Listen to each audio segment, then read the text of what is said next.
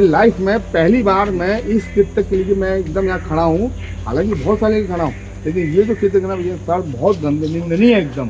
क्या कुछ पूरी घटना आपको विस्तार से बता दूं, क्योंकि ये पास्को का मामला है, यौन शोषण का मामला है, इसलिए हम इसकी पूरी डिटेल कहानी तो आपको नहीं बता सकते, लेकिन जो भी जानकारी हमको पुलिस से लगी है वो जानकारी मैं आपको देने का प्रयास करता हूँ। मुरकू नड्डा वाला जो दुकान चलाता है, उसके द्वारा जो 3 बच्चियों के साथ में दुष्कर्म किया गया, जिस पर से थाना में जो तीनों बच्चियों की तरफ से पेरेंट्स की तरफ से रिपोर्ट लिया गया, FIR दर्ज की गई, आरोपी को जो है हिरासत में ले लिया गया। इसलिए आज हम सबको जागने की आवश्यकता है, हर एक समाज को जागने की आवश्यकता, और अपने बहन और बेटियों से हमें दोस्त बनकर रहने की आवश्यकता है, क्योंकि छेड़छाड़ और अन्य जो मामले आते हैं उन सभी चीज़ों को बेटियां जो है, हमारी बहनें जो है, हम सबको माता पिता को बताने से डरती है। इसलिए हम अपने बहनों के साथ, अपनी बेटियों के साथ दोस्त बनकर रहें। क्या हमारे प्रदेश में आपकी बेटी सुरक्षित है?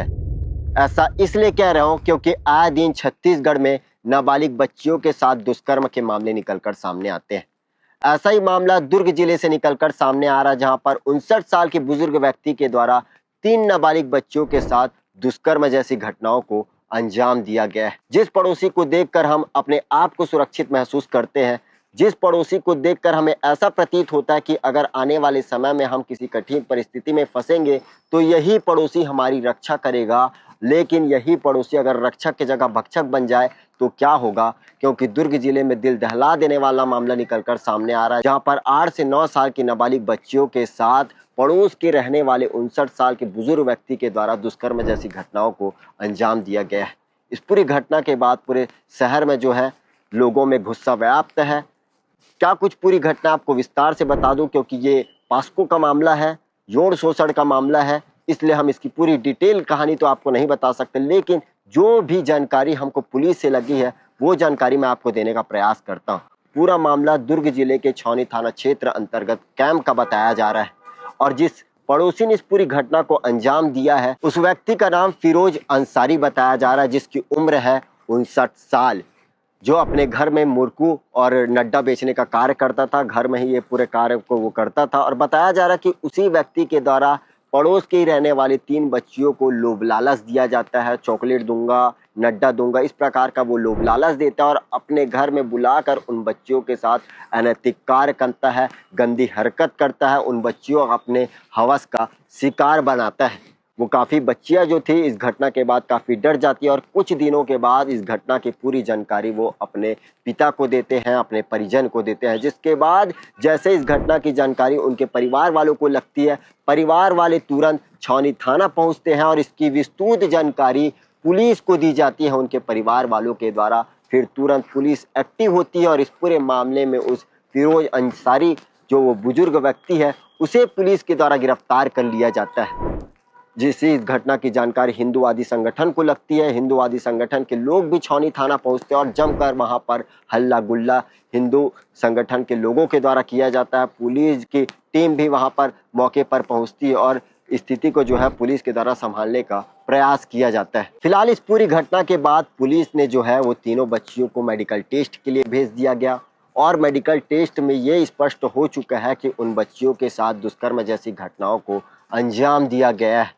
फिलहाल इस पूरे मामले को लेकर छौनी CSP ने क्या कुछ कहा, आइए आपको सुनाते हैं। जी सर, एक प्रकरण सामने में आया है, कुछ लोग थाने में आए हुए थे, क्या था सारा विषय सर?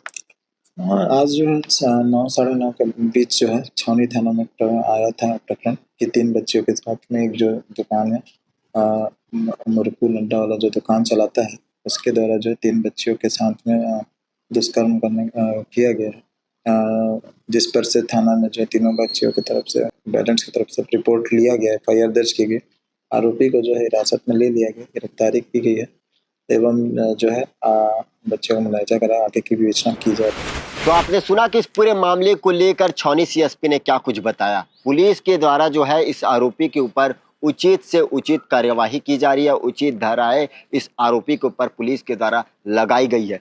लेकिन ये सिर्फ एक घटना नहीं है, हम सब के लिए एक बहुत बड़ी चुनौती है, क्योंकि छत्तीसगढ़ में आए दिन इस प्रकार के मामले निकलकर सामने आ रहा है, जहां पर छोटी छोटी बच्चियों के साथ सबसे पहले दुष्कर्म जैसी घटनाओं को अंजाम दिया जाता है। और कई बार ये भी देखने के लिए मिलता है कि इन छोटी बच्चियों की जान भी इन हवस के पुजारियों के द्वारा ले ली जाती है। इसलिए आज हम सबको जागने की आवश्यकता है, हर एक समाज को जागने की आवश्यकता और अपने बहन और बेटियों से हमें दोस्त बनकर रहने की आवश्यकता है। क्योंकि छेड़छाड़ और अन्य जो मामले आते हैं उन सभी चीज़ों को बेटियां जो है, हमारी बहनें जो है, हम सबको माता पिता को बताने से डरती है। इसलिए हम अपने बहनों के साथ, अपने बेटियों के साथ दोस्त बनकर रहें, ताकि जो समाज में बुराइयां हो रही है उसे अपनी बेटी आपके साथ आकर शेयर कर सके, आपको बता सके। इन सभी चीज़ों को बताने से वो हिचके ना। इसलिए अपनी बेटियों के साथ, अपने बहनों के साथ आप दोस्त बनकर रहे, आसपास में ध्यान रखें, क्योंकि किस रूप में कहाँ पर ये हवस के पुजारी बैठे हैं किसी को इसकी जानकारी नहीं होती। इसलिए हम आपसे भी निवेदन करते हैं कि इस प्रकार की घटनाओं को रोकने में